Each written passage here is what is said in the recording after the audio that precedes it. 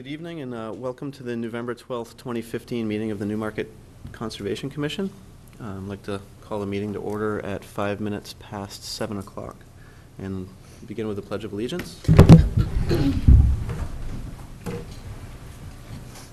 allegiance to the flag of the United States of America and to the republic for which it stands, one nation, under God, indivisible, with liberty and justice for all.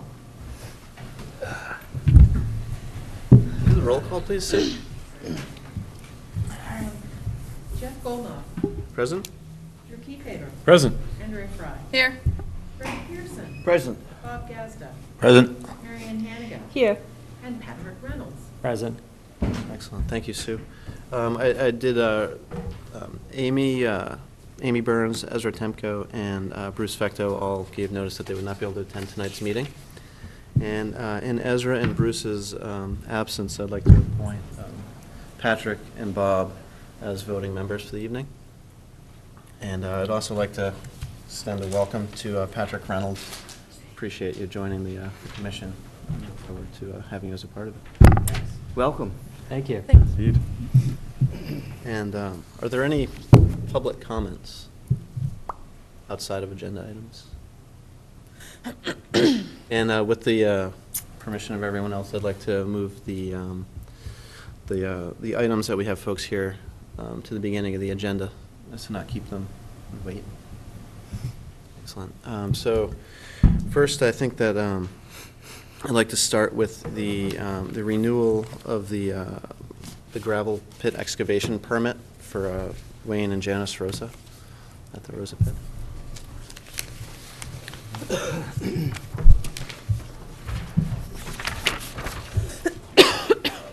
Oh, that's great. We actually only have one large format copy, so it's.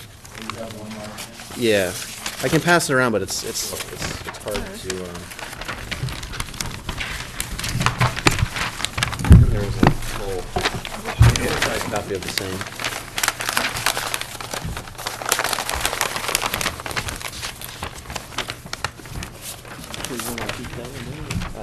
You guys can share that. Almost the whole table. So this is 152. Feel free, Elaine, if you'd like. I know that I was a member of the commission 3 years ago when we went through this one last time, and I know that our role was basically to what we ended up doing was a site walk, and we provided comment to the planning board. And not sure, I don't remember exactly what the planning board did with our comments, but we did submit comments previously. And so. I'm Wayne Rosa. Janice and I own this piece out on 152, and we've owned it since 1984.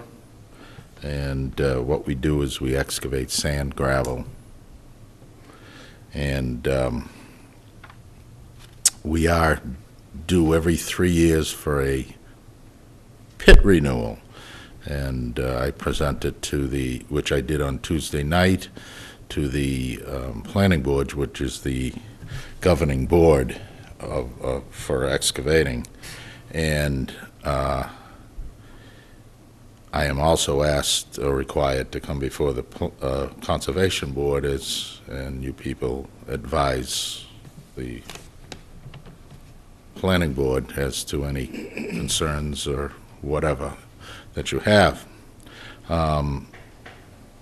You're right, Jeff. 3 years ago, there was a site walk in conjunction with the planning board, and we did it as a combined.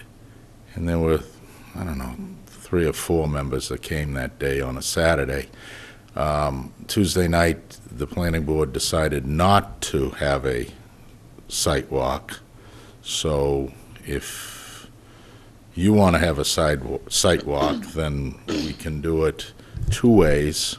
Diane and Mike Hoffman have to come out and do a review. We can do it with them. That would be during the business hours, or you could set up something separate if you want. I guess what I'll do is I'll answer any questions you have, and we can go from there. I will say that I did go to the planning department today just to briefly speak to Diane about the project and Mike briefly to see what their thoughts were on if, how a site walk would go for them. And Diane said she could do, she was interested, you know, she's going to do one anyway, like you Yep. said. And she said any Saturday, but the 21st she could do of November. But they need to have our if we do it, we do have to do it prior to is it December 8th meeting? Correct. Yeah, so that's kind of the time frame. And I suppose allow yourself enough time to get together some comments and. Right. It wouldn't be so- worth it to do the site walk without providing a comment. That's right. Yeah, so, and the only, you know, the things that I think are important to remember is that it is a grandfathered pit, right? So it's not subject to the aquifer protection. It's grandfathered on the aquifer. It's not grandfathered by RSA Right. 155E, no. Right, on the aquifer protection district. Yes, on the aquifer protection, it is grandfathered, correct. Prior to 2002, I think. Was the aquifer protection in town? I think I got that right, yeah. 1 or 2. Yes, 2002. Somewhere in there. Yeah. Yeah. And I did circulate the past comments that we provided. And I remember, I only had one question really. It was based on something that we brought up before, which is the movement of materials in there. And I know it's grandfathered in the Aquifer Protection District, but it is within it. And we had asked about regulations for accepting materials. Are the regulations the same as they were 3 years ago? Yes. Okay. Yeah. That was my only question. Yep. Which basically stated that materials that you accept don't need to be tested That's prior correct. to acceptance. That's correct. Where's this located? Right behind your house, Wayne? No, Bob. You know where the old town garage was, where the crematorium is On now? the plains? Yeah, up on the plains, right opposite that, the frontage. Okay. On- If you're going out of town, it's on the right-hand side? With it, Be on the left-hand side. On the left-hand side, okay. Yeah. With the old, okay, the old racetrack or Yeah, whatever. the old racetrack. It's in there. That's Oh, yeah. right. Okay, okay. But there's also other gravel operations out there as 1, well? 2, 3, there's 4 of us, Four. yes. But they don't come before the Conservation Commission? No. Yeah, I was gonna say, I don't remember. No, they don't, because they're grandfathered prior. I bought this in 1984. If you were an active pit before August, whatever, 1979, you are grandfathered. You still have the same reclamation requirements, but I have a 3-year review requirement as well. So basically, we're all under the same requirements, except that I have to show up every 3 years.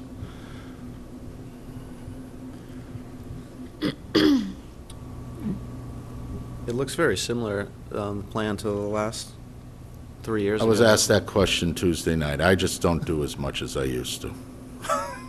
Yeah, that was going to be my question. I was going to say, I seem to remember even 3 years ago, with the economy where it was, you had said then that your, business was substantially slower, and And me, too.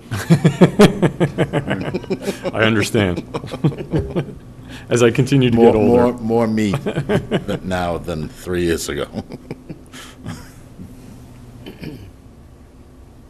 Has any reclamation taken place since in the past?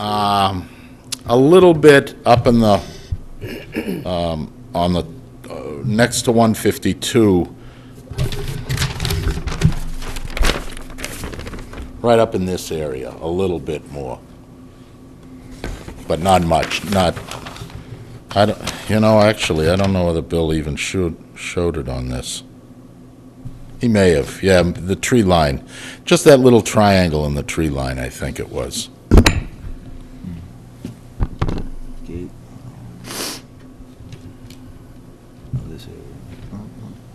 And more or less, we would send a comment, but as I said in the planning board meeting the other night, it really comes down to the inspection by the code enforcement officer. Yeah. To be sure you're in compliance from his perspective. And we would just point out anything, I guess, that we saw that, I don't know. Well, I think And the only think thing that you'd probably be concerned with would be if this was shedding water off of, into any other areas, and not a single drop of water. Right. The water doesn't travel uphill, so it doesn't. I mean, so it's not contaminating from your standpoint. Right. So I don't know if folks are interested in a site walk in conjunction with the town planner and code enforcement officer. I would be. Okay. Anyone else, you think? It can Depends on the day for Yeah. me. Did you say it was going to be on a Saturday? Well, we would have to work it out with planning and make sure that it works for them. Mike Hoffman, the code enforcement fellow, would prefer to do it on a weekday, but he understands that it can't always happen, and he would try to accommodate a Saturday, but he can't guarantee. And Diane cannot attend one on the 21st. Yeah. I'm open, whatever. I know my Saturdays are pretty much closed between now and December 8th, so I will not be able to attend the Saturday walk. No, I don't want to force everyone to drive over on a Sunday. Would not be fair, I don't think. Try to get them to. It doesn't matter to me. So is anyone else interested, or are you open weekdays too, Fred? Yep. Okay. Yeah, anytime's fine. That would work with Diane and Mike then, I know. I would think, you're right, Jeff, they would prefer They would much prefer weekdays weekday. from their standpoint. Yeah, definitely. It doesn't matter from my standpoint. So how about this, Jeff, could you ask Diane to send you a message when they schedule their site visit, and then if you could just distribute it to the rest of us? Whoever can make it, can make it. Sounds good. That's fine by me. Yeah. And for us to supply a comment before their next meeting, Which is before our next meeting. which is before our next meeting.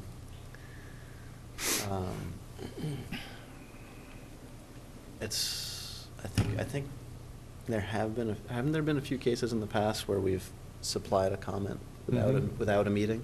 Mm-hmm. Where we've circulated someone's comment and basically given people opportunity. If there's only one person there, basically it's like, what you're saying isn't outlandish, more or less, would be our review of the comment, because we wouldn't have eyes on it like they did. And then we would pass it on to the planning board. That's okay with everyone, so that's what I'll do. I will get a hold of them over there at the planning department and Yep. try to figure out what day they're gonna go and circulate the date. Okay, very good. Excellent. No other questions about?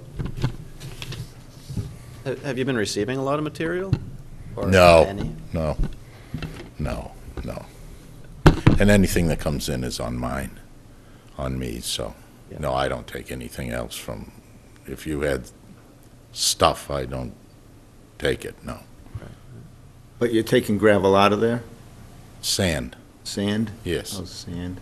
For what purpose? all purposes, septic systems, backfill, Driveways? play boxes. Anything sand would be Anything used sand. for.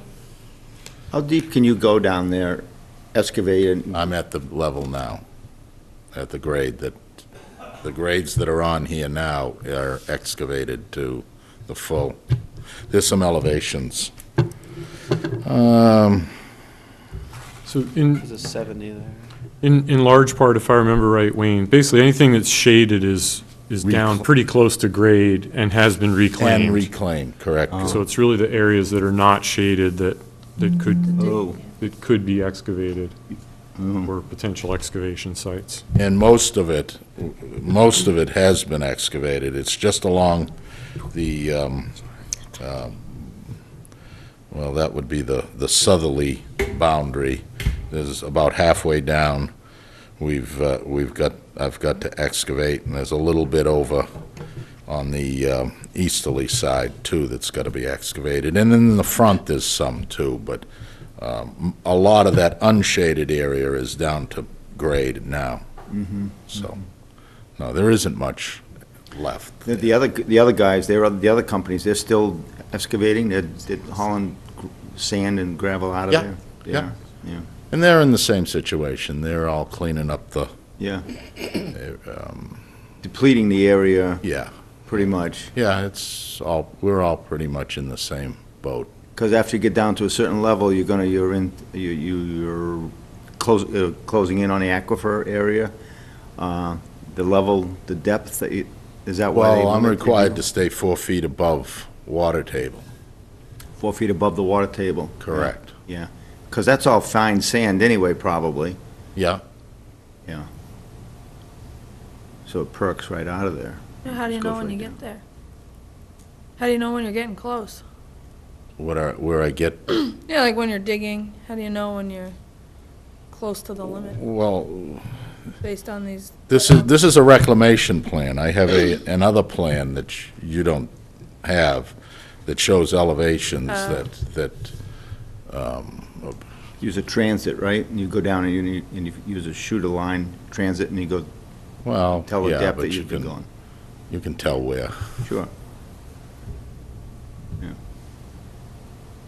And I'm sure you're inspected for that anyway, so. Yep, that's one of the, actually, that's one of the things that are on the checklist for Mike Hoffman, yes. Sure, sure.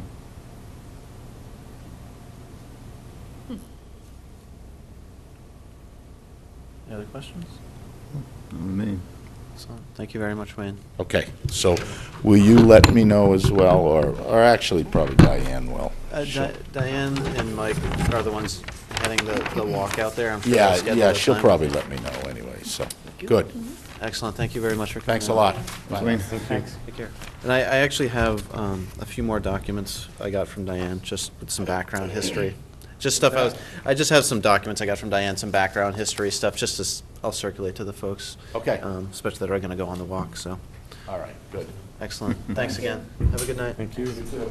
So, I don't know if you want this, or I can scan it and give it to you too, but if you happen to go on the walk. You might be, being a weekday, it's possible, Not a problem. I would assume, but I can always scan it Sunday I and might send be it able out. to go, but otherwise probably not. Excellent.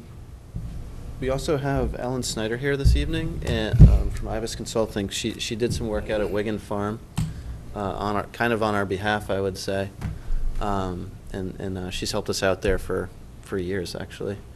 And, so she has some information to bring back to us from a meeting they had, and then some thoughts on management. Thank you.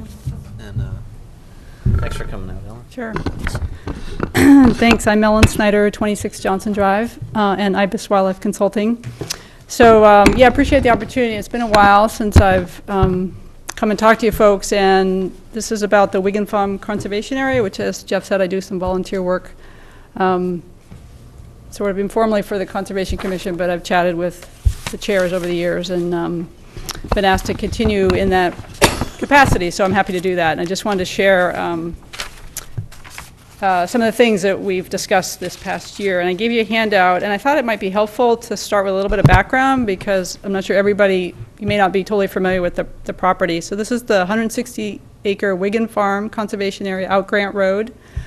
The town acquired it in 2003 with the help of many funding partners, including LCHIP, Fish and Game through the Great Bay Resource Protection Partnership, and then New Hampshire DES Drinking Water Protection Program, as well as the Lamprey River Advisory Committee, and then the town obviously put in a bunch of money as well. So that was in 2003, and about in 2005, the Conservation Commission hired New Hampshire soil consultants to do a management plan, stewardship plan for the property. And then in 2000, about 2006, the Nature Conservancy, which is a member of the Great Bay Resource Protection Partnership, which is just it's a coalition of state and federal agencies that do a lot of the land protection around Great Bay. So they put together a natural resource management plan for the Tuttle Swamp watershed, which the Wigan Farm falls within. It's a pretty small watershed, and their goal for that was really to write about the ecological significance of that watershed and some of the other features to help all the landowners, because a lot of the landowners now in that are either Fish and Game, the Nature Conservancy. I think it's mostly, actually, they sort of they transfer the land to whoever is best steward of that particular land, and then the town of Newmarket. So the town owns the Wigan Farm, and then there's the landfill that's sort of right in the middle, and then Fish and Game or the Nature Conservancy has either fee ownership or holds a conservation easement on a number of the other parcels in Tuttle Swamp. So again, the idea of that management plan was to provide guidance, not requirements, but just some guidance on how best to maybe steward those lands. And then in 2007, the Great Bay Resource Protection Partnership created this Tuttle Swamp Conservation Area Management Planning Group, sort of a long name.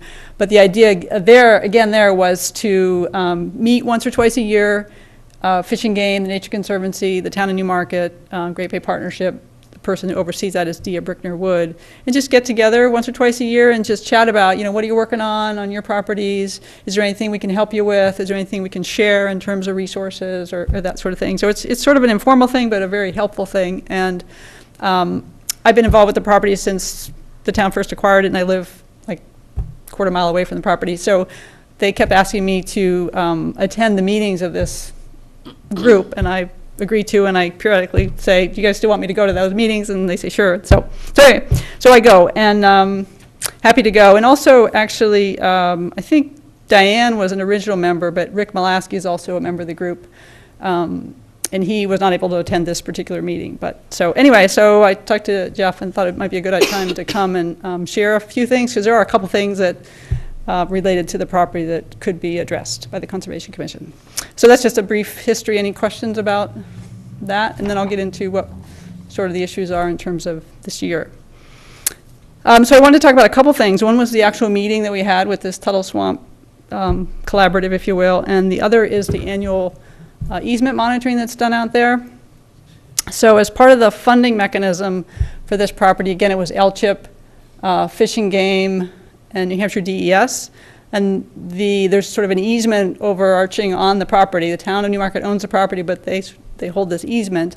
And as part of that, it has to be monitored annually, like you do all the other easements. And the Office of Energy and Planning does all the easement monitoring for LCHIP and Fish and Game throughout the state. So you may have heard Steve Walker's name or Tracy Bovair. They both work for OEP, and they do the annual monitoring on these properties. So Steve was out there October 13th of this year and did the annual monitoring and submitted a report to those agencies.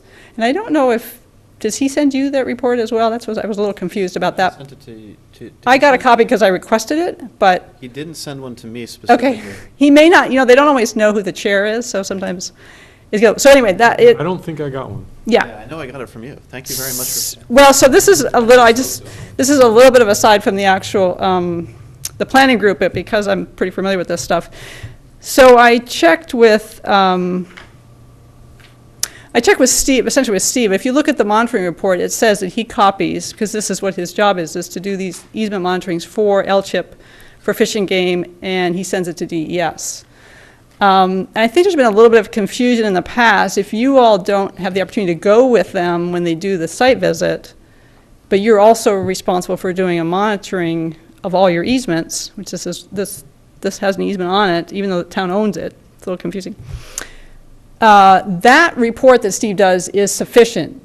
The town does not need to do a separate report or do a separate site visit. You only want one monitoring report for a property, so whatever they do fulfills all your requirements. A couple things that I would suggest is that I think it would be helpful if somebody from the town went on those site visits, because it's monitoring a property that the town owns. I know most people, busy during the day and it's hard to get people, and I would be happy to actually go with them when they do those site visits. Again, I live really close, happy to go on those site visits as a volunteer if that would be Yeah, And I can contact Steve and let them know to let me know, and of course, they would let you know, but I'd be happy to go on those site visits. It won't be for another year anyway, but happy to do that for the town. Yeah. I was going to say that I would definitely like to see someone from the commission go. I know that I was going to try to go, especially if it was early in the morning, but I was confused about the dates. I thought they were looking to do it later, but if no one can go, I mean, I would be supportive of the help, but Did we get sorry. advance notice on that one this Well- past time? Very little. very little. Okay, I I don't know. thought by one of his emails he was talking about early November, and then all of a sudden he hadn't done it, and I was like, Yeah, I think, I've been on the Conservation Commission before and so forth, and I'm sort of familiar with this, and it's always been a little, I think the communication could be better, let's just say that. And one thing, and I know Steve very well, so one thing I would suggest, and I'm happy to do again, is to email Steve back and say, and copy the chair, and say, when you're the chair, and if you look at the easement monitoring report, and I have a copy, and Yeah, it's hopefully, true. I think I forwarded the one I had yeah, gotten. we all have a copy of it. That it doesn't say a copy goes to the town, and there should be a CC there so that you get a copy of the report. That makes sense. Right, it says the owner contact is Drew, but it doesn't say C. Right, and just, it may be that again, this is sort of a funky thing with conservation easements, when like a land trust monitors easements, they actually often don't send the report to the landowner. They'll send a letter and saying, we monitored the property, but it's my professional personal experience with these things. I think the landowner should get the report. I have a little difference of opinion on that. So if he's willing, I think the copy should go to the town, and I can ask if he'll do that. And I Or mean, you can ask. It's, I'm actually communicating with him quite Yeah, a bit about it's something great. at the moment, and but I also think that even though we weren't at the official monitoring visit, it would still be important for someone from the commission or several people from the commission to walk the property, to get our own take on the situation out there. Maybe not to submit a report, because Right. we don't want to create redundancy. Right, I think if you submit a report, to me, that creates a lot of confusion, and then you've got Especially two if they reports. disagree. Yeah, exactly. So, yeah, I think it's totally great to visit the property, but I mean, I just we wanted you visit a to, lot, some of us anyway, but Yeah. the actual walk the bounds. and I actually called Holly Green at New Hampshire DES, which is the drinking water program, and I specifically said, do you guys need to do a separate report? She goes, no, the one that the OEP does is sufficient, and so there doesn't need to be a separate report, but you can obviously go out and take a look. So, I agree with Jeff, and I think also I'd like to reiterate that the landowner should get a copy, definitely. yeah, it's just, that's my opinion as well, especially when it should be any landowner, but particularly a community where it's just a different entity than, say, an individual landowner. There were a couple things just to highlight, and again, this is related to the monitoring report, which maybe you're going to talk about later. If you are going to do any the last time the plan was done, as I mentioned, was in 2005. And typically, management plans for a property are done every 10 years. It's a pretty standard, if you have a forest management plan or any kind of plan, every 10 years, it typically needs to be updated. It can be a new one if it's really different, or it can be an update. And so now it's 10 years, 2015, 2016, it'll be 10 years. And so if you plan to do any new management out there, which I'm going to talk about in a second, you would need an update to the management plan. And I think you're going to maybe talk about this, I'm not sure, but there is an ongoing issue with one of the abutters that's been longstanding, and OEP sort of said in their monitoring report, you have to deal with it. Yeah. This year, so. I've spoken extensively to Steve about that. Yeah. So, yeah, we're And that's not unusual to have an abutter issue, so. So that's the monitoring report, and I wasn't really here to talk about that necessarily, but because it happened at the same time as our walk with the group, I thought I'd just share that. So the Tuttle Swamp Conservation Area Management Planning Group, so it's a really small group. Again, it's somebody from Fish and Game, and this time it was Jim Ayler, who's the habitat specialist for the state Fish and Game Department. Joanne Glode is with the Nature Conservancy here in Newmarket office, a stewardship specialist. Dia Brickner-Wood, who coordinates the Great Bay Partnership, and myself, and then again, Rick Molaski could not make it. And we used to meet, at the TNC office and just chat, and I'll take a little credit. A couple years ago, I said, why don't we go actually out there and just meet in the field? This is what we're talking about, right, management. So last time I think we went to Mr. Dearborn's property. He had done a clear cut as a habitat, partial for habitat work, and so we went and looked at that. And then this year we went to the Wigan Farm Conservation Area on the 27th of October.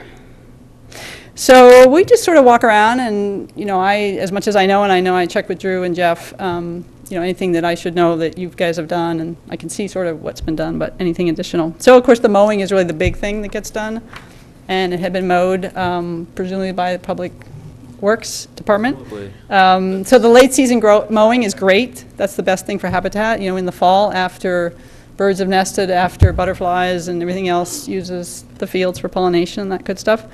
So that's really good there. If you can picture, when you go out there, there's a parking lot, and actually they mow around the parking lot, and there's a it's sort of, you're looking north, and there's a wet swale, and then if you sort of turn right, you go across the footbridge, and then the field. And if you go across the footbridge and turn left, the mowing is right there. For some reason, it's pretty close to the wetland again, and what we had discussed was that there probably could be a little bit, there should be more buffer there, which was the original discussion in the management plan and the early discussions. And so there's only really a couple spots where maybe a couple new stakes, and talking to Rick's crew to say, another 50 feet here, because everywhere else it's looking really good. You're getting more alders back in, and where the mowing is not occurring. And the idea was to create more shrub habitat as a transition from the wetland into the field. And that's what Fish and Game folks were particularly interested in. So it's really just not mowing, which is pretty easy to not do. So that was one of the suggestions. What I've seen on that topic, Quick, is just that the grade stakes aren't there. They were there, I think they might have come down this past winter, and so they mowed further this year than they did last year because they weren't there, I think. And I think that, and they were also set up in a square pattern, and you could actually follow the contour and be 50 feet away, and it would be a little problem. Yeah, and if you go further, the grade stakes are still there, and they're nicely following it, and you can start to see shrubs coming up in that area, so it's really nice. If you look on the photograph on this page, you'll kind of see a little area that's a little darker that sticks out into the field, and there are stakes in there. Yeah. Still, and they mowed around those stakes, but it's kind of a weird shape that they left. Well, The part ones of up toward that the is, ones there's up on the at the bridge base of are that good. hill, there's actually an old well, and then, it so we thought, well, just, because you don't want people walking across it, maybe falling in, so just to keep that all protected, and it's kind of, then it's a wet swale, so anywhere it's sort of a wetter swale, that's where the alder and things are going to come back in if you stop mowing. So that's why when we originally delineated that, it was, okay, let's just make it in this area where we know we're going to get alder and those things coming back in, and where the field isn't, it's a little bit wetter, which is harder to mow anyway, so. Yeah, we should definitely go put more stakes. Yeah, I think you could just, put some stakes. And the other area that I don't think ever were, was in the parking area where they mow it more as I think that's more of an aesthetic thing. And they're a little close to the swale, and I think you could pull that back a little bit too, so. So then we walked through the field, and you go through the stone wall, and you head toward the pond. And if you have been out there and you cross the stone wall, of course, there's a lot of invasives along the stone wall and into that. And that area between the stone wall and the pond is what we would call like an old field. You see juniper, and it's growing back up into a forest, which is what happens if you don't do something. And Jim Ayler manages a small grants program at Fish and Game where they will fund habitat work. And it's one of the few grant programs in the state that actually towns can get, because some of the grant programs, like the federal programs, towns, Congress in its wisdom doesn't allow towns to get the money. But this program does give small grants, and Jim thought those would be good areas for, would be sort of like patch cuts, but cutting back some of the overstory trees and returning it to like an old field. So you've got the mowed field, which is good for certain wildlife, and then you get this shrubby habitat, kind of like what we're trying to get going along the swale. And then this would be sort of a drier upland shrub habitat, which a lot of other species like, including like the New England cottontail, which you've probably heard a lot about. So, and the grants program would pay for that. And we talked about, 3 acres, 4 acres, 5 acres. There's probably, it would have to be mapped and so forth, and you submit a grant to Fish and Game, but that is a possibility.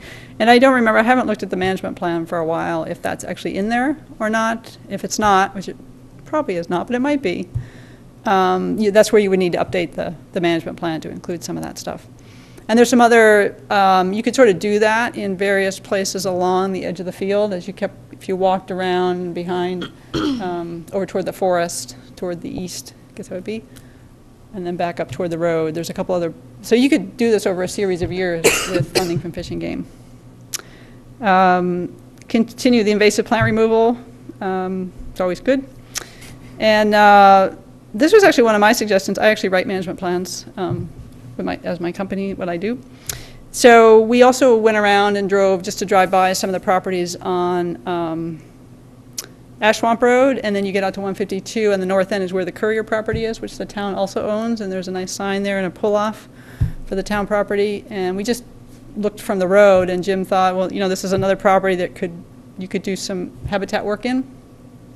But again, you need a management plan if you're going to apply to the small grants program. The property has to have a management plan. And so one thing that you could do there is, if you updated the Wigan Farm plan, it's the same watershed, it's the same, essentially the same kind of habitat, and you could just incorporate that property into an update of the Wigan Farm. That's very doable and then you would have a plan for that property too. So I think those were the suggestions. I personally think updating the management plan is a good idea, because 10 years, a lot of things change, especially in I agree. scientific fields. Things change Yeah. much more rapidly than 10 years. And I think it'd be good to sit down and review it review the management plan with a professional that understands it and sees areas that might be worth changing before getting into it, and kind of seeing where things have changed and advanced before diving into it and saying, let's do it. I think See that how would much be a room good there first is step. for improvement, change. Yeah, I haven't the, looked at it yeah. in several years either. Yeah, I The last haven't time we looked at it was when we were looking at mowing dates to push them back for the butterflies. And we Right. actually pushed them, we just asked the town to mow later, because there's a huge amount of the milkweed out there, Yeah, I so. know. So we have them mow later, but we didn't amend the management plan to officially move it Mhm. later, because I don't think. Right. It's kind of when they get to it anyway, but it's like, try to get to it after this date. Is the only thing so I haven't looked at it probably in 3 years. Mhm. Yeah, I know the New Hampshire Soil Consultants, Tracy, they've sort of, Right. the company's shift, that's changed hands or whatever, and she's moved on to other companies, but, I work with her on it. yeah, so, and they might be able to do it, or full disclosure, I do that as well for a Right, profession, right. so be happy to take a look at that if that's of interest. And I think you could update maps, and you could, a lot of the historical information is the same. It's really just what do you want to do for some of the management and what's been done, capture what's been done over the past 10 years. And, Did the group make any recommendations for other properties to owners around? Like when you say you guys kind of walked and investigated this whole large area. Yeah. Has anyone else, or like the Nature Conservancy on their properties of Fish and Game, thought of any Well, large-scale there's a little bit at the north end of Japanese knotweed. If you remember the Squillis property, it's a triangle. And so when you go on Ash Swamp, if you're familiar with that, there's a triangle that's called, the woman was named Mrs. I think Squillis. I know where- And then you get to 152, it's Yeah. got a patch of knotweed. But most of Tuttle Swamp is wet. Right. So on the east side of the Wigan Farm is Dearborn, which there's an easement, Mr. Dearborn's property, and then it's called Woods, which I think is a fee ownership now, Fish and Game, and then there's a Sewell fee ownership, and then an easement on the Sewell property. So I don't, the guidance really has been with the conservation groups, whether it's a state agency or Nature Conservancy or the town, which is kind of a conservation group in a way, but not individual private landowners. I think there just hasn't been anybody to do the outreach to Yeah. them. I'm sure they're happy to share the guidelines for stewardship, but there's no real entity then work with private landowners Do you know if the particularly. Nature Conservancy is doing anything specific, or Fish and Game besides? Not the in cut- Tuttle Swamp. Besides the cut out at Dearborn? No, not at Tuttle Swamp. I don't think they have a lot of the resources have been focused a little bit more on Cromet Creek and the east side of Newmarket, Lumberland Creek, where their office is. And Tuttle Swamp it's kind of, I think the reason why they wrote the plan was to at least get something out there and people could look at. And I don't know if you guys have a copy, I could forward that or give you the link. I don't know. Yeah, the link would be good. Might be something you want to take a look at as well. I like the idea of having someone look at Tuttle Swamp, because that's or what we call the Tuttle Swamp, where the entrance off of 152. That's something we rarely ever discuss or visit. I've only personally walked out there maybe twice. Yeah, it's wet, so you have to go maybe Yeah, in you winter get kinda time. wet when you do Is that right on the It's a border good there? winter walk. Yeah. it's right Yeah. around the Oh, yeah, town. I went there one time, it was too wet. Yeah. It's, if I can make just another aside, and I know I've mentioned it to Drew over the years, and I think I've said it to you, Jeff. Little segue, because that, if you're familiar with New Hampshire Granite, which is at UNH, and they have all these data layers, and you can go on the website and you can make your own maps if you want, but there's also, you can use it to make other maps on your own. And if you look at the conservation lands layer, which is the layer of the whole state of lands that are conserved, and so the way that data gets in there is conservation groups, land trusts, towns, whoever has conserved land submits the parcels and all the information and gets in the database, and they update it every so often. And this Courier property was conserved by the town, I think that was when I first came to Newmarket, so it's been 20 some years probably. And there's 2 parcels related to the Courier property. And if you look at, and every year I keep hoping it gets updated, but the only way to get it updated is if the town does it, because it's a town property. And New Hampshire Fish and Game just came out with a new wildlife action plan, and they have maps in there. And the maps have show the conservation lands of the state. Well, if you look at Newmarket, there are about 3 parcels that have been in error for about 20 years. And they've been bothering me for 20 years. And this is one of them. And the only way to fix them is if we as a town sit down with somebody who can, I know where the errors are. We would just hire, the town would hire someone who does GIS, whether we have it in-house or not, and fix those. And there's just some paperwork, and then you submit it to New Hampshire Granite, and they correct the parcel data. And the reason that that's helpful is because anybody who looks at the map will not know the one that it's a town conservation piece. The other one is actually Heron Point. If you look at the conservation lands layer, the what they call the polygon for the actual property is completely in error. So that's not showing up properly. And then there's another parcel over that way that is shown as conservation land because it was going to be part of a subdivision that never happened, but somehow got in there 20 plus years ago. So those little things, I know they irritate me because I look at the maps all the time, but I don't think it would take much to correct it, but it is on, if we want it fixed, it's on us because it's our town and nobody else is going to know or take the time to fix it. So anyway, just because it's related to the Courier, I just wanted to bring that up. So related to Courier, the town owns that property. Right. Who holds the easement on it? There is no easement on it. There doesn't have to be an easement on every conservation property. But it was bought with conservation. The Conservation Commission actually was the one who worked on the acquisition. And I don't remember, I'd have to go back and look at the open space plan if it says that there's some deed restriction there, but it's totally wet, so nobody could do anything with it anyway. But it does, towns, a lot of towns own property, own town forests, and one of the things that land trusts and others will work with the town to actually put an easement on it so that, you can have change in attitudes in towns and we're going to sell that town forest. We don't want it as conservation land. So that gives an added layer of protection. Right. And sometimes you can use that value as a match to get grants for other things. Whether Courier has any economic value because it's so wet is, I don't know if it would be used as a match, limited. but it still might be useful as thinking about an easement or something, but yeah. Yeah, so it'd be interesting to research if there's a deed restriction which makes it conservation. Permanent. I think, Yeah. for some reason I have it in my head there is, but I'd have to go back and look. My guess is that there is, or else we wouldn't even have a sign out there, right? I don't know. Unless we just put a sign out there. Yeah, I don't know. Because we could.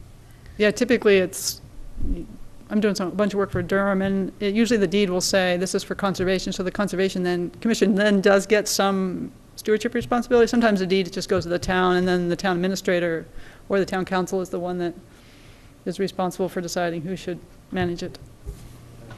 So can I ask a question about the grant that you were talking about?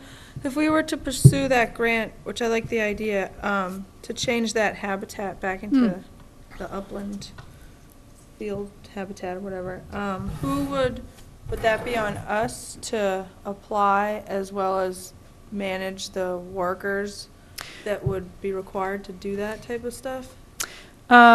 So, yeah, the town would apply, and it's not a terribly complicated application, as I remember. And Jim Ayler would certainly be available to help. He's the one who helps administrate the program and would come out and help, delineate if need be. But probably what you would do is have somebody update the management plan, and it would be in there. So you would have both, probably a consultant who writes the management plan, but then you would work closely with Jim, and he would provide a lot of assistance. So it really would be consultant working on the plan with you and, you know, mapping out some of this management you might want to do, and then working with Jim on the grant, and then somebody writing the grant. And I happen to volunteer for that too, because yeah, so. But you'd probably, so just to throw out some ideas in terms of the management plan, you know, it would take somebody probably till spring to update the management plan, let's say, and then that would include, you know, figuring out, and then you could apply. And there's no deadline for the small grants program, which is really nice. It's nice. So you can apply anytime. And he told me that they don't get a lot of applicants from Southeast New Hampshire, so it's pretty much, hey, you guys come up with this project, and we'd be happy to work with the town on doing it. So I think it's a pretty easy one to do if it's something you want to pursue, but you would have to probably update the management plan, which is, he said, is probably a pretty good idea anyway. Steve was supportive of that, updating the management plan, right? He mentioned. Yeah, I mean, like I said, It has to go through fishing game, I believe. yeah, I'm not really, you know, there's so many partners in this property, I don't actually know who all has to approve the plan, but it would probably be That was my understanding. Steve, and then they would let other people see it, and they would sign off on it, and yeah, I don't see that as probably that's not really a. So that would that encompass basically from where is your thought from the walk, basically where the trail initially breaks through the stone wall on the east entrance, basically, from that wood line, kind of around where it's old fieldish, and there's Yeah, a I sign think you in could there. even go, you know, it's interesting, if you walk Through in, those there's a small bench right pines. there, and then there's a eastern red cedar, and then there's some low juniper, and if you look on the left, it goes up a little bit, it's like a little bit of a hill, and you can really tell, like, that's really old field, right? It used to be like pasture. But if you walk a little farther and off to the other side too, there's like a lot of really young pine. Right. So that area came up in pine, so we were even thinking, you could take some of that, it's not great trees, so you could actually create a little bit bigger, because the bigger the patch, Jim likes about 4 or 5 acres of shrub, which is what you're trying to create there. You wouldn't keep mowing that, you would let it go back up into native shrubs, hopefully.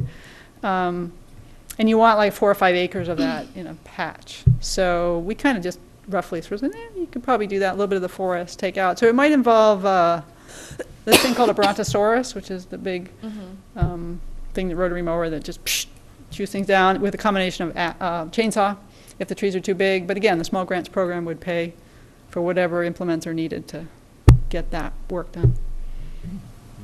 What about, like, I like the idea of using that spot because it's such a invasive. Yeah, that's where our. Like, that's where we always try to remove invasives Yeah. from, and it just keeps coming back. So, Yeah. but do you feel if they went in there and they cleared that area, do you think that would give legs to any of those invasives, or would they They would like it, attempt unfortunately. to? So I think you have to, because I do this all the time for my clients, is that you probably want to, what I would do if I was going to write it was, you'd have to have a strategy for the invasives control.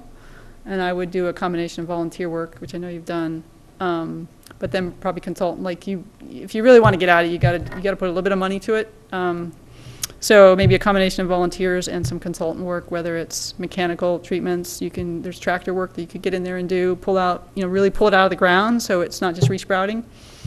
And you can do some manual work on that too, and maybe some targeted herbicide work. So it's like a whole suite of things, you're just going to go try to do it.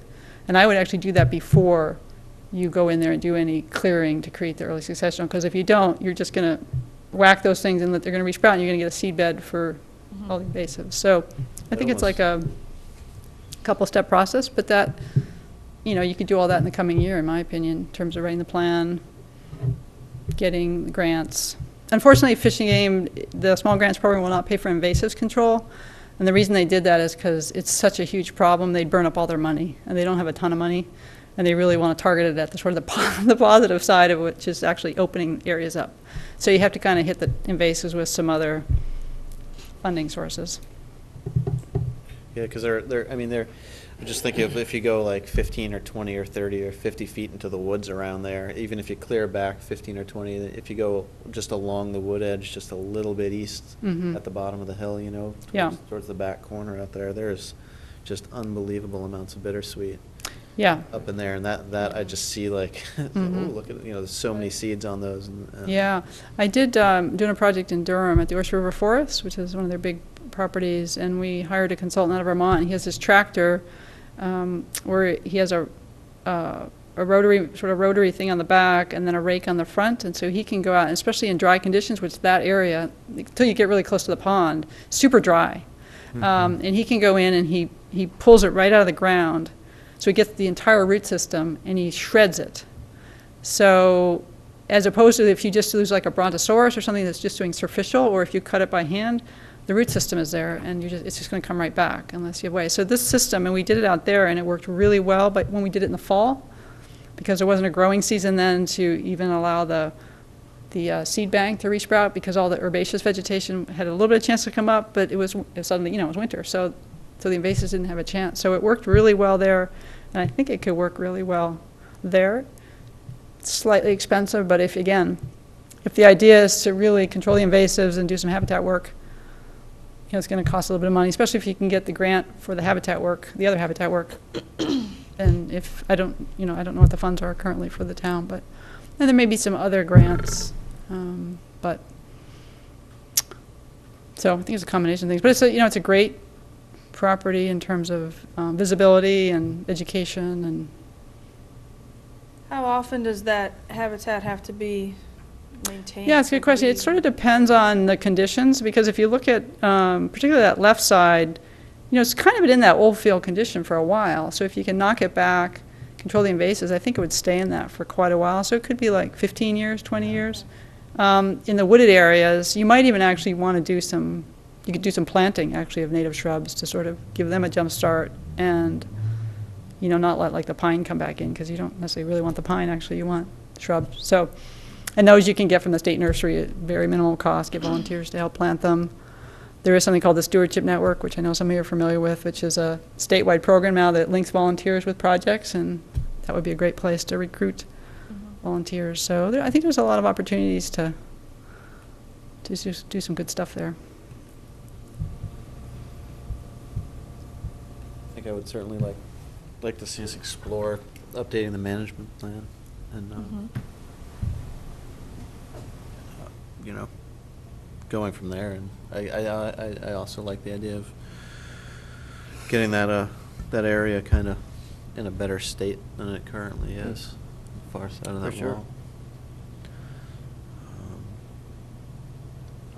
What are you guys' thoughts on setting up a time? Should we meet outside a meeting to kind of review the management plan and kind of see how that would go? And so you think it would take until spring to write if someone started like? Yeah, I mean, like a 2-month it sort of process? depends. It kind of depends on your scope of work, like what you want. If you think it's just an update, amend it. It's a little harder, like unless you get the exact same person who wrote it. Right. It's a little bit hard to amend somebody else's plan, but it's possible. Maybe there's an addendum, and you could talk with Fish and Game and Steve or OP to see, can we just like do an addendum, and this is an addendum rather than sort of rewriting like this is a new management plan, because I'm not sure that's really necessary, because there's really a lot of good stuff in there. I think there would be a new suite of maps, probably, or at least a set of maps where saying what's happened and some new stuff, and then sort of an addendum that explains what's been done and what you want to do next. That seems like I've done that before. I would think would be good. So then it's just that winter is a little harder because you can't see the ground, and if you're not familiar with the property, but it depends on the winter we have. As long as you can see the ground, it's okay.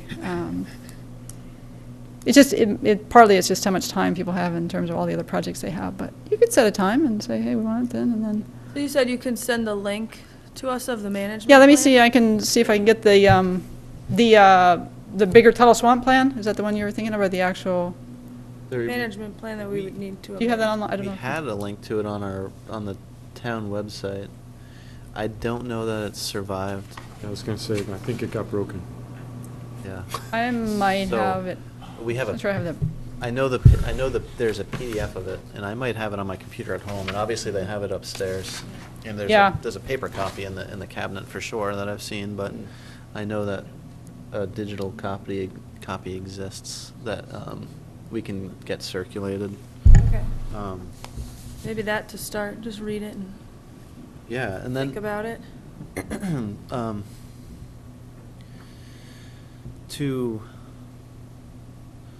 I personally haven't been involved in the commission getting a contractor to write, or getting someone, an outside group to write a management plan, or to even sit down and review. So the process of looking for, are we required to look to get proposals from multiple groups? For I think that we are. Do an But I RFP. just haven't. Yeah, that's, Yeah. makes sense. Done it, Yeah. and how many, and the process there, and I mean, Yeah, I mean, we could just check with the planning department. I'm sure they could provide guidance on that. yeah, But yeah. Like post it Yeah. publicly that you're looking for a proposal. right. Yeah. We have to write. Well, we have to write a request. Yeah. For with- bids. With this is what we have. This is what we want to do. Mm-hmm. We need a proposal by Yeah. a certain date. Here's the day we look to complete by. That sort of thing. Probably I- is the one that was sent out for the original plan. I might even have that. I can send it to you if I find it, just to give you guidance, because I often get that request, like, do you have any guidance on an RFP? But it's really up to you all what you want in that, because it could be, Well, yeah, Maybe that was my thought with meeting, with someone first, to review the plan with a professional, because we're not all professional scientists, so we don't, we can reread it, but not really understand where there's room for improvement. If you know what I mean. That's kind of my Mhm. perspective anyway. Well, it's a good thing you're here, I guess. yeah, I mean, I'd be happy to do that with you, I mean, I could just do Well, that. well, with that's you. what I mean. I mean, can we do that and just pay a consultant to sit down with us to do that, or do we even need an RFP to do that? That was kind of my I question. mean, I'd be happy to just come do that with you. I don't know. I mean, I'm so familiar with this property that it's probably just more efficient at no charge. I mean, I would just come and do it, because it just, Okay. I'm just as interested in just advancing the ideas of what might be good to go out there, and then you can decide if you want to do an RFP and what would be involved in that. Because, it's a little, obviously I'm volunteering, but I also do the work, so appreciate that we need some separation here, but I'm happy to come and talk to you about the plan, too. I know Tracy well, and I've worked with putting it together, so. Well, I mean, I know I would appreciate it, and thank you very much for offering up your services like that. You can do that. So that's kind of where I was going with this, is to try to maybe not set a date right now, Yeah, but, just but check. if we're gonna try to do this, we might want to just get the ball rolling, and I don't know if we can come with a time where some of us could meet with you, or when you're available in sure. the next month or Anytime. so, to have something to come back with for our next meeting, and be able to discuss what we've learned. I think that would be good. Definitely, I think we should move ahead as quickly as possible. How do you feel? I agree. Sounds good. Maybe one of us just sends out an email to everyone saying we're trying to set this up. I don't know if you have any dates that you can just pick out of a hat that are good, or times, like after a certain hour or a certain day of the week that works best for you. Probably Mondays and Tuesdays are better for me. As for a site walk? Just to meet and review the management Probably plan. Mondays are good for me. I'm free all day Mondays. There are times that work better for you? Or? I know I'm usually Okay. not free till after 5:30 or so. Be fine. Mondays work for me, too. As long as it's after 5:30, yeah, that works for me. Yep, that'll work for me, after 5:30, Monday or whatever. Yeah, just let me know. For an informal discussion like this, if we have 4 people or more, do we have to post it? Okay. We want to. Yeah. Do we want to form like a subcommittee quick of 3 that would, or do we want to just leave it open basically to whoever can make it? I almost think that might be a better idea. But yeah, let's leave it open and just post it. Yeah. It's pretty Let us rare. know by email or something when you're gonna. Yeah. Yeah, I mean, I'll start off by saying, Mondays and Tuesdays after 5:30, what works for people in the next several weeks, and Yeah. if we Yeah. get 3 of us or so that can meet on like the 15th or whatever. I'm bad with dates, I don't know what dates. Wait, we're talking November? Or early December is fine too. Yeah, It's- okay. Before the next meeting, though, you're saying? I think that would be good if we're trying to move as quick as we can, then Yep. we would need to decide if what areas need improvement and, Yeah, there's 4 Mondays between then and now, so. yeah, I could even just say, I'll just say Mondays after 5:30. Narrow it down a little bit, make it a little easier. Yeah. And then, I can, or if anyone's interested in stopping at to the planning department and seeing what the process is, or we could even just wait, actually. So we don't try to do,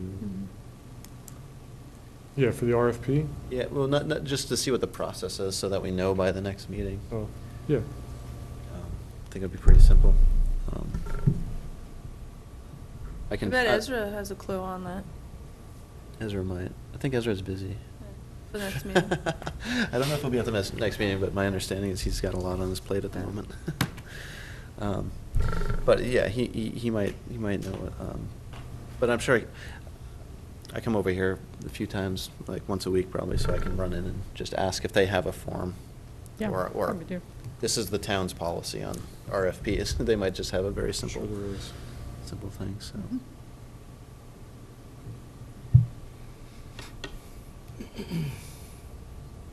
Any other questions for Ellen? Good. Thank you for all you Yeah. do. Yeah, Yeah, thank Yeah, you. thank you Yeah. so much. It's greatly appreciated.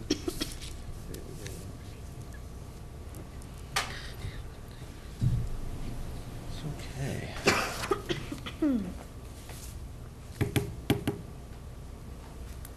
So, do we want to stay on the topic of Wigan Farm and kind of move into our, you know, Yes. you guys want to pick up, yeah, at the beginning right now, or just stay on the topic of Wigan Farm? You're the boss. Just giving people the option. I mean, it's very out of order, but we could tackle it and get it done.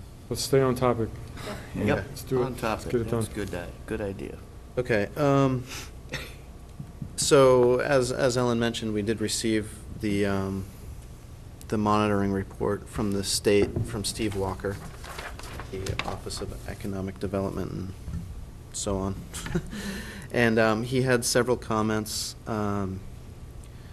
His most pressing issue that we need to deal with is placement of a fence, potentially.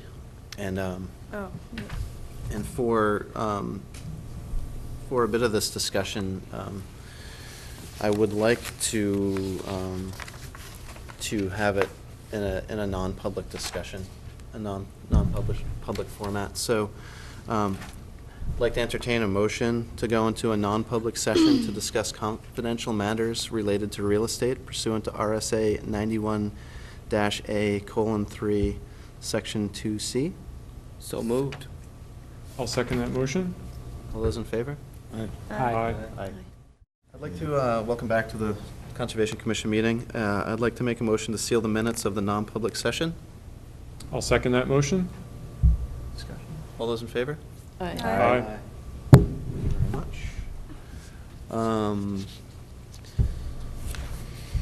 The next order of business is approval of minutes from October 8th, 2015. Is there any discussion? If none, I'll entertain a motion to approve the minutes.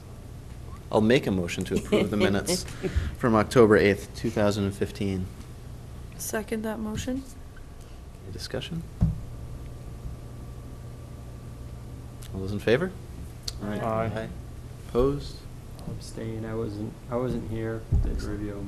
Thank you. Abstain. Mhm. I wasn't here. 2 abstentions and 5 I was not ayes. here, but I read them, so. Excellent. Yeah, I They also approved. read them, but I wasn't there. 5 yeas I and was 2 there. abstentions. 402. 5? 502. 502. 7 of us, I think. My counting's right. Good. Anything from the treasurer's report, Andrew? I have not received a report, so I'll again double up next month. Okay. I will present you with a check. Excellent. We I sell one can more rain deposit barrel, that. and we have 5 in inventory. Excellent. Good. Excellent. Thank you, Fred. Good. And mine served me well this year again, my rain barrel. Good, good. Good. And I built a good platform for it this time. Pressure-treated lumber, so what I had it on before didn't collapse. Oh, there you go. All right. Yeah, they get pretty heavy Wait when for they're it. full. Oh, God. Yeah, they do. Yeah. What, water 62.4 pounds per cubic foot, or something like that. Like 8 pounds a gallon, 55-gallon drum or 8 something. pounds? Okay, It's heavy. it's heavy. Excellent, thank you, Andrea. Yep. And others. We don't have a town council rep for a town council report or planning board for a planning board report either. Any other subcommittee boards? Anyone? Okay, excellent. I did go to the I did watch the planning board meeting on TV the other night, and I don't really have much to say about it, so anyhow, I'll move on to the chairman's report. One thing I just wanted to bring up and mention is that some of you may know that a former Conservation Commission member, Don Tucker, had passed away on October 5th. I didn't mention it at last meeting, but Don was a good guy, and he offered valuable insight at our meetings quite often. And my two most vivid memories of him from the commission are spending a day with him at the Concom booth down by the waterfront during one of the town festivals, and going out to the Silverman Chenier easement, monitoring with him. And Don will be missed. The next thing that I have is the Hayden easement, Southeast Land Trust. I was contacted by Jeremy Lugia, the Southeast Land Trust, for our contribution. And I did make that check request, and the check was, I made it a while ago, and we finally authorized and issued it. And I believe it was mailed over to them. I have not heard back that they received it and that they closed, but I can inquire about that and see. The next thing is the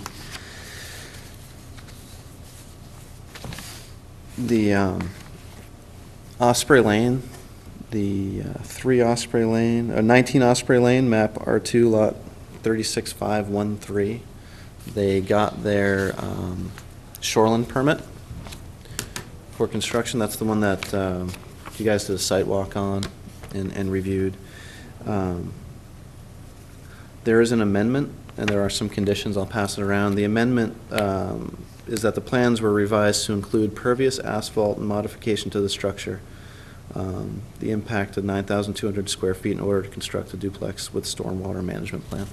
So, looks like they put in some pervious pavement, and then there are a few conditions. I'd like to see them. Pass them around. The other thing I had on here was the Mill Scenic Byway. I know those folks had come and spoken to us, and I put it on there just to remind myself to see if anybody went to the meeting they had here at Town Hall, or I had to work. I watched it. anything interesting with Did they talk about Shanda Park? Shanda Park? Kind of, I thought they had thought about the park Oh, as the almost as the end point? ending point of their scenic byway. Yeah, no, I don't recall.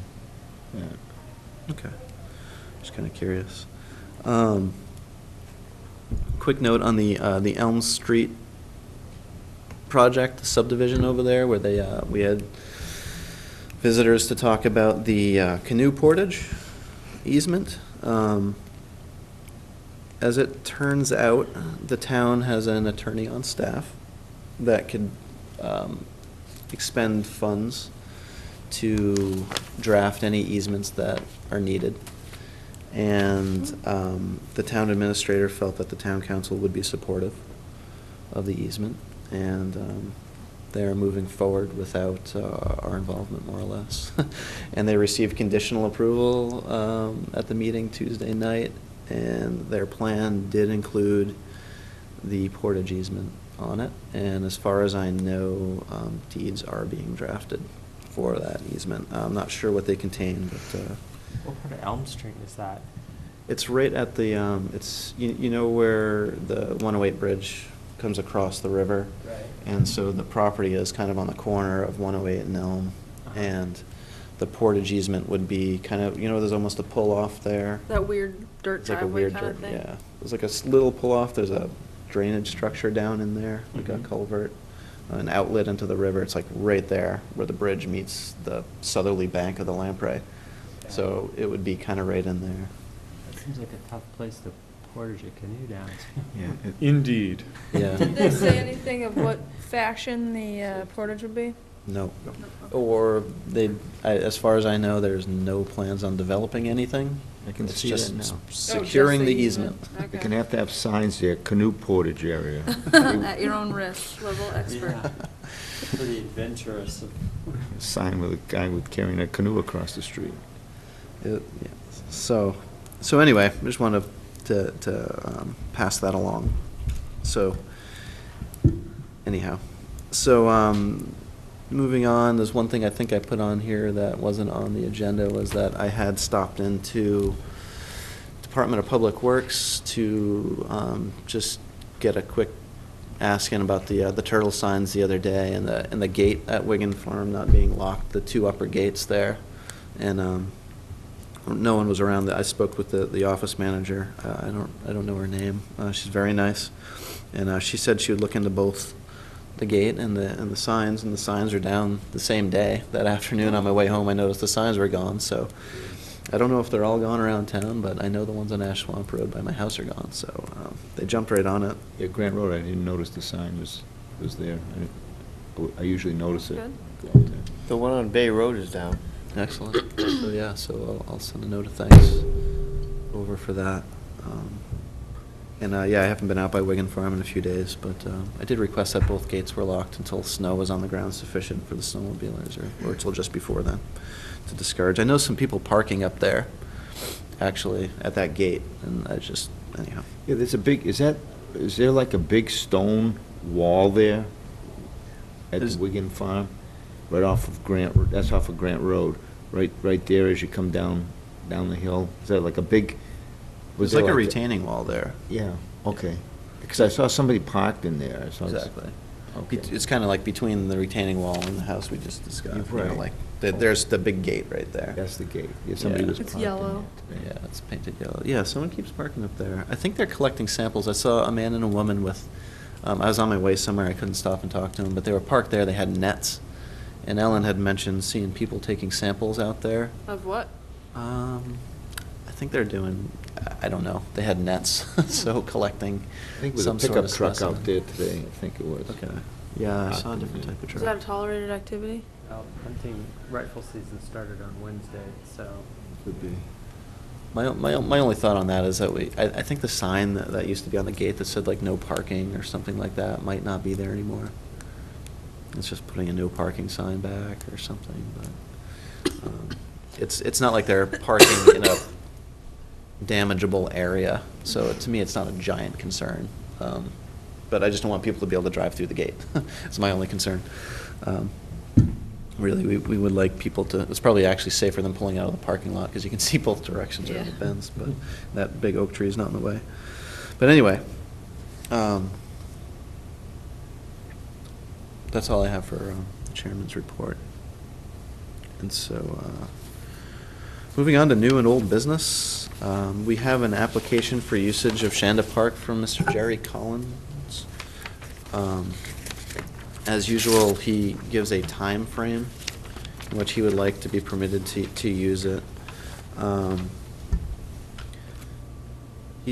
It's actually, some of the time has passed, and last time I was down there, the weir was still there. Sorry, Jerry Collins installs and removes chicks weir each year. In the spring he installs, and in the fall he removes so it doesn't get damaged. And he uses the park for stringing of his nets and drying of the nets after he removes them, and usually leaves them there overnight, if I remember correctly. And his date of usage that is October, November, December 2015 is what he says. And it's definitely been a usage that we've traditionally allowed and supported. And he's pretty much in tune, I believe, with that we ask him to put up caution signs or something we asked him to do. Yeah, because just, someone tripped just over him. block off the area that he has the nets drying so someone can't accidentally trip and fall on the nets. Right. And have you traditionally just written that on here? I know he came in a couple of times, but on there, but, so, We have to vote? we do. Yeah, we do. So I'll make a motion to support Mr. Collins using Shanda Park to remove the weir, Chick's Weir from the Lamprey River. I'll second that. Discussion? So that's, he's gonna use it anytime during those 3 months, is that what it is? He can use that for drying his nets anytime during those 3 months? Yes. He basically needs it for a day, but it's a combination of, he needs low tide, reasonable weather. You know, it doesn't, the nets don't dry very well if it's raining, So he's blocking obviously. off a time. Yeah, he can't, you know, he could specify a time, but if he specifies a day and that day doesn't work, then it doesn't work. So that's why he's requesting a broad range of time. And then once And it's it's- dry, he removes Yeah, it. right. Yeah, right. he doesn't want to leave them there very long. He- Yeah, I mean, you know, the nets have been in the water since April or May. They've accumulated things and they're wet. They're extremely heavy. They are really heavy, yeah. So it takes a while to just get them out of the water and onto the land, and then you gotta let them dry out. And then you can actually do something with them, but until you get them dry, they're virtually impossible to move. You know what he does with those smelt? I do not know. What if he sells them? Or gives them You to? could ask him. His phone number's here. I know. Anything else? All those in favor? Aye. Thank you. Here I is will- the flyer you had asked me the last meeting. Oh, nice. Remember you wanted a flyer to put down? Yeah, So yeah. I thought you could look, everyone could look at it and see if that's what you were thinking, and we could laminate it or Oh, something. yeah. Change it for the season. I'm gonna sign this right now. Nice.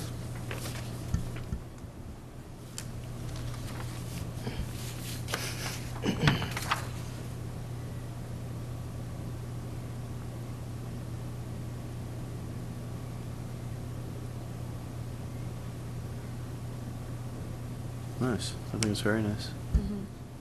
I'd only suggest larger font, maybe. Larger font. A little easier to read for the smaller print. Yeah. Just this, yeah. Sure. Yeah, I agree. Maybe as large as almost as large as it can get to fit in that space between the largest text that you have and the- Okay. and the leaf at the top. Right. Just see what you get. And then laminate it. I think it would need to be laminated Yeah. even underneath. Actually, there's not glass there because there's the board, right? Yeah, the board is on the bottom part, so it would need to be laminated. Yeah. Do you want to see it again when it's bigger, or do you want me to just, I don't think Put it so, down. yeah. I don't need to. okay. I think that's excellent. Thank you very much. Yep. Yeah, Okay. It looks real good. It's awesome. Definitely. I can sign this later then. Maybe so that it need to be updated in the future.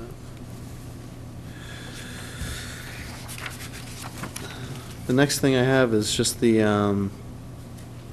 so the Shanda Park usage permit process. I did,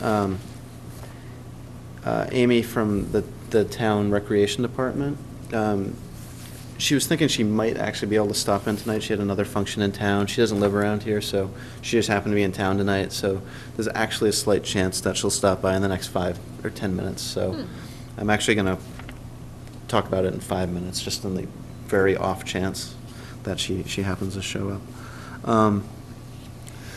The Lubberland Creek culvert restoration, I've only barely read the materials they sent out. I don't know if, I was hoping that maybe someone had looked into them relatively deep or has a decent understanding of what they're I mean, I can speak to it a little bit. I looked a little bit at the plan.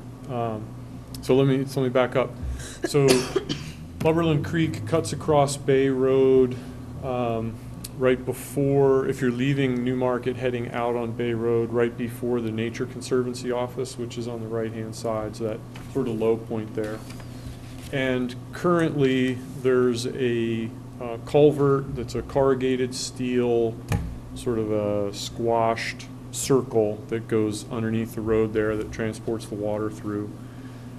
The downstream end of it is frequently above the water level from the Great Bay area. So it's impossible for anything that's in Great Bay to try and go upstream there unless there's a very high tide and they're swimming upstream at the high tide, because otherwise the water comes out of the culvert and drops. So the Nature Conservancy was interested in trying to have that culvert improved. The town is interested in having that culvert improved because when we have flooding situations, the road gets flooded there. The road surface, when the water goes over, the road surface gets eroded on the downstream side, and we end up having to bring in additional material to re-stabilize the road and then repave the road as well. So there's a confluence of interests in upgrading that culvert. So the Nature Conservancy had an engineering group do a study. We contributed, I believe it was $10,000 towards the cost of this study. Essentially what's being recommended is, don't quote me on the specifics, but I think this is right. I believe it's a 16-foot wide by 9-foot tall concrete culvert that will have a natural bottom. So I believe there will be concrete below it, but there will be dirt and stone underneath it. That will be large enough to handle the water flows from an extreme flooding event without the water going over the road. It will be positioned such that it better aligns with the orientation of the water coming into and going out of that area. You know, it'll align with the low points where the current culvert is not quite aligned with them. It's actually a little bit shifted away from town, if you will. The open nature of that culvert will also allow wildlife to transport up and downstream, in essence, regardless of the water level. There will always be water in there that they'll be able to go up and down in. And there will be enough space above that the road surface can be readily maintained and supported and properly implemented. So the proposal looks like it achieves the goals of wildlife being able to move up and downstream, particularly fish species, flows to go through, and the road to all be maintained. Excellent, thank you, Drew. Yeah. Yeah, that sounds state of the art. Yeah. That's what they recommend now for almost all stream crossings, is that kind, but those are very expensive. So where would the funding come for that? So that's the next step will be seeking funding to actually implement that. And it is to some extent a model culvert conversion, if you will. The Nature Conservancy is sponsoring this because they would like to see this sort of thing happen in additional locations, particularly if sea levels rise. There's a desire for species to be able to move upland to stay in their comfort zone or in their ecological habitat. And this is a way for that to happen. It's basically it's a freshwater, seawater damming point. Yeah. Where you had species that used to be able to migrate in and out of agronomous or andronymous species or whatever they are, to migrate back and forth from fresh to salt. And it's a chance to Reestablish that, exactly. Yeah, I mean, I think if you looked around town, you'll find plenty of what they call perched culverts, So Mhm. there's Right. the culvert and then the water tables down here. The fish can never get above those perch culverts. Exactly. And that's the issue with this, is even at high tide, it's slightly perched, is my understanding. Still, I don't know if, did you get more into the report? Do you know if because there was talk about roadway elevation and designing the culvert to meet like the 30-year sea level rise prediction or the 15-year sea level rise? I didn't dig that deeply in it. Yeah. I kind of would like, they haven't asked us for a check yet for the $10,000, so we haven't done the check yet. Pete had sent me an email saying, we're gonna be asking for it soon. Okay. And I said, okay, that sounds good, let me know. And he hasn't sent the final word in to say, Okay. because he wanted to provide us an invoice. Hey, we got an invoice from the engineer for X amount. And he hasn't done that yet, so I would like to ask him for that. And I personally, I know they had a big meeting to discuss this stuff, but it was, again, during the day on a weekday. I mean, I would like to ask Pete or a representative from the Nature Conservancy to maybe come to a meeting of ours to explain the engineering study to us and to the townspeople, Sure. as the town is investing $10,000 in the engineering study, Mhm. which is a fair chunk of change. I think it would be a fair request. Yeah, So I think that's reasonable. Good point. I'll send Pete an email Sure. before our next meeting, and hopefully maybe get something on the agenda for then.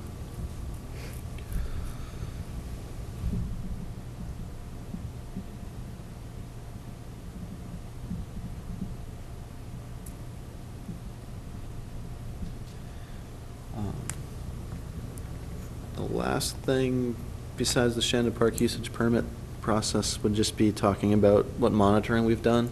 I'll just say really quick on Piscassic Loisel, I have not done my report yet. I walked it, and I didn't find any issues with any abutters. I didn't see anything of alarm out there at all. Looked great. One other quick aside on that, I have heard from a citizen who may attend our next meeting that there might be some desire for an expanded trail network out there, or potentially additional trails. So just, I don't want to get into it at all. I just want to mention that. Sure. Maybe think about it, like if next time you're walking out there, if you can envision there being space for another trail or routes that you know. Within that property only? Yeah, maybe. I mean, Okay. the adjacent property has a pretty substantial trail and connected to another trail, especially in winter. Yeah, that would be Autobahn's game. Okay. We can't really get to another piece of property very well from there. We've kind of thought about it in the past, but don't really have a good way to do it. So, anyway, I will get the Piscassic Loisel monitoring report out before our next meeting. So, that was that. And the next was the Smith sisters, and I believe I Andrew. did that, Andrew yeah. out there? I also haven't done the report. I was looking for last year's report, sort of base mine. Do you have that? Yeah, I have a Would you copy of mind that. forwarding Yeah, that I'll to send me? it to you, absolutely. I didn't notice any issues. One thing that I did notice, but I wasn't sure exactly, I have to study the survey map, is there's a significant brush pile out there. It could possibly be on that large house with the large barn back Yeah. behind there. It looks kind of old, so I don't know, I wanted to see if that was something that was mentioned on the report last year, but there's been new additions to it, so, and I'm not sure which, it's hard to tell for me, I guess. Right. Is the paddock fence isn't there a fence out there? There is, but it doesn't continue where this brush pile is, but if you like drew a line in your mind, it would be behind the fence. Yeah, I would have to look at the survey too. So I don't know. Take any pictures? Yes, I did. And I can circulate those. Okay. It's good. large, but I remember Bruce went out there last year, and I don't remember him saying any issues about that. But, Yeah, I know there was a brush pile last year, kind of in that area. If you're, yeah, I wish I brought the map, I could point it out, but, yeah, I was gonna say, if you're following along that fence, the fence line isn't a straight line, right? Right. It kind of Mhm. moves along and jigs and jags a little bit. And you basically take the far end of it and then draw a straight line to the stone wall property bound. Mhm. And if I remember last year, it was close to that line, but I don't think it was over. Okay. Yeah, I'll look at what I've got, I guess, I don't know. And yeah, I want to say last year, I mean, it was stumps and brush and. Yeah, it's like, old mums and Sticks and stuff. stones Yeah, and, yeah. bush parts and stuff, yeah. The only place out there that I was curious about would be along, there's two spots, is the 50-foot strip, just to make sure it's still clear of improvements, because they're doing a lot of gardening improvements, and they put some trellises or something, like some posts up over there.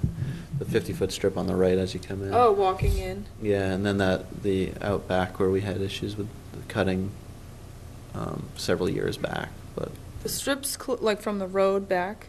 Is that yeah, what you're talking about? That's clear. it's like 50 or 60 feet wide. Yeah. And out back where we know that there was cutting at one point on the westerly boundary. But, Didn't notice any recent cutting. I don't think there's any report last year either. Yeah. No. Yeah, I mean, the big thing last year was that they did a lot of cutting on sort of the back part of that property and on the abutters property to open up for cottontail habitat. Hmm. So there's on the far side of Follett's Brook, if you will. They did a lot of clearing and cutting over there. That's in Durham though, isn't it? Yes. I didn't walk that far. Yes. I had a child with me. We weren't gonna go that far. Understood. Yeah, I didn't make it, unfortunately. I was hoping to make it to that one, but I did My not. son liked the gravel pit though. Thought Did that- he? Yeah, oh yeah. That's cool. Jump down the sides of Oh, it? yeah. He thought that was cool. Nice. Excellent. Was there, that's where they did a pretty big invasive removal, right? They Yeah. took out a bunch of knotweed down in there? Yeah. Did you happen to notice, say, down on the floor of the pit, kind of towards the back? Isn't there a mound back there, or did they flatten that? I think they flattened most of it. I wanna say I remember some knotweed, but not significant. There was some back there. Maybe this much, Yeah. Interesting. maybe. I don't know. At the Audubon, do you know how often they go out there? I wonder if they take note of that.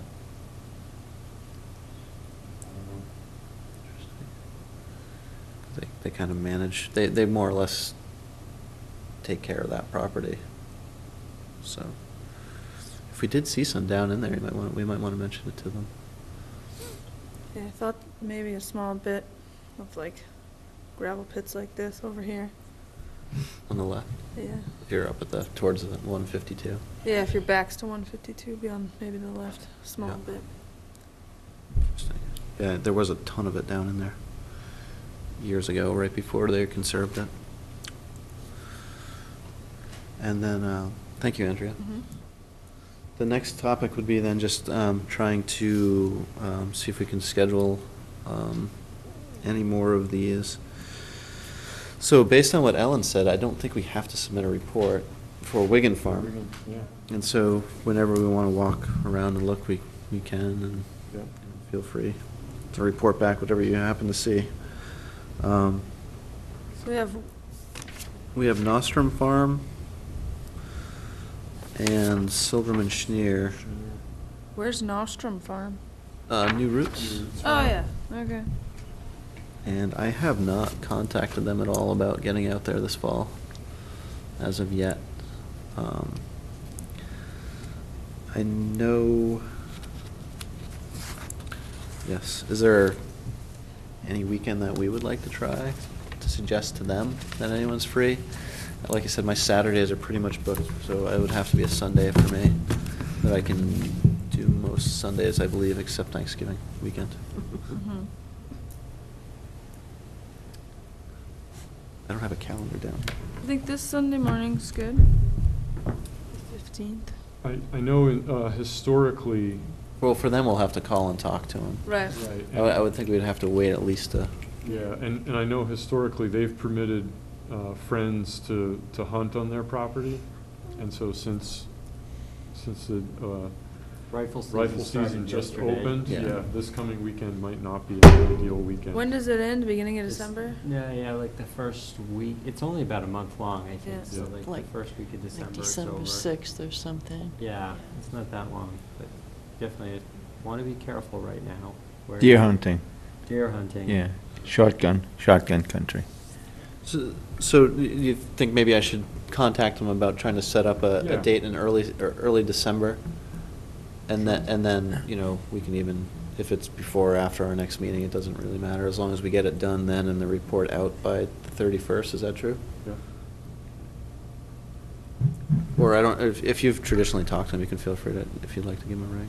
or- Yeah, why don't I ping him? I'll shoot him an email. Thanks, Drew. Yep.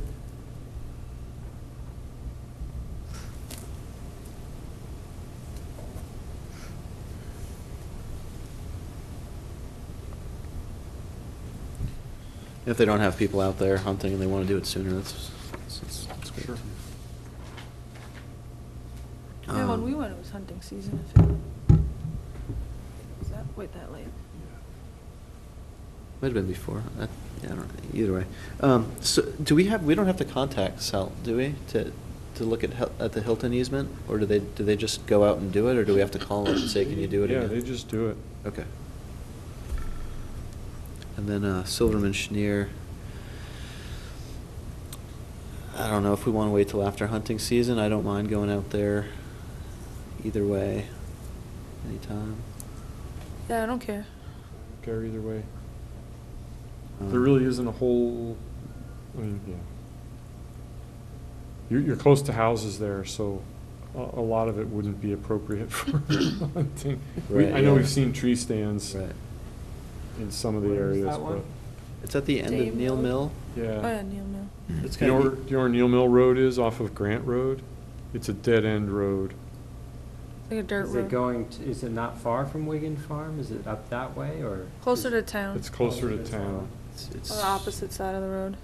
like a half mile from Grant Road. You take a left on Neal Mill if you're leaving It's all town. dirt road. There's Oh, not- okay. Do nothing you know where the around it. four-way intersection with Ashwamp is? Yeah, If yeah. you're going away from town, you go through the four-way at Ashwamp, and then it's the next road on the left, and it's sort of on a slight, End of the Yeah, I don't road. think I Bend would have road. ever recognized that that was a road to go down. It's There's real a pretty, sign. it's very Sign. It's pretty. beautiful, yeah. Yeah, it's Oh, beautiful. is there? Okay. blur of town. Hmm.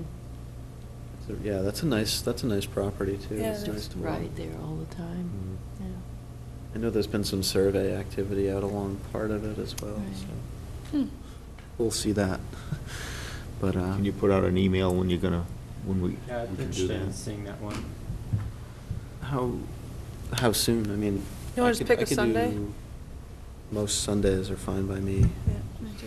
It's not the The right next two time, is it? Sundays I can do.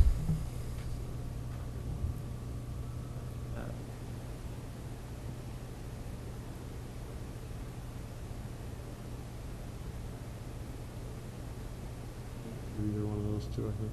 22nd, Sure. Sounds good. 9 a.m. Sounds good. Too late, too early? Sounds like- If we wake up with snow on the ground, it might feel a little early. It's supposed to snow for And I came in Thanksgiving. one and I Yeah. don't know what Is it? happened to it. According to the Farmer's Almanac, snow for Thanksgiving. Oh, wow. See, Not seeing Amy, Silverman Schneer. I will just simply say, I didn't realize it was 9:30, was the clock, so close. But I will simply say that as far as the getting something going with Shanda Park, as far as reservations in the calendar, Amy says they have a system in place that they could fit it into for us, and that it would be very easy, and she's more than happy to help us with it. And I let her know that we do not get too many requests for exclusive use of the park during the winter. So neither of us, we didn't have time to get together and talk about it in the last month. So basically, we probably have some time to sort it out. It's kind of, Did they use it at all this fall? they use it for We the should use haunts. for the Halloween haunt occupied the park, and that was another pretty good success. They had a lot of people there. Yeah, it was Good. huge. Definitely. I'd say biggest one yet. And so, I mean, that's all I really have to say about that, is that she's interested in helping the IT at Town Hall, IT guy at Town Hall. Well, that's good. Help us, and she'll help us, and she has some other stuff she wants to talk to us about. I don't know what it is. So she was gonna come and maybe talk to us about Maybe next month. some plans they have. So yeah, so maybe next month we'll set something up for that. Good. Anyway, it's really not a lot to talk about there. That's all I had, personally. Super. Else? I'll entertain a motion to adjourn. Yes, please. I'll make a motion to adjourn. Second. All those in favor? Aye. Thank you very much. I'll get your Our- number at home.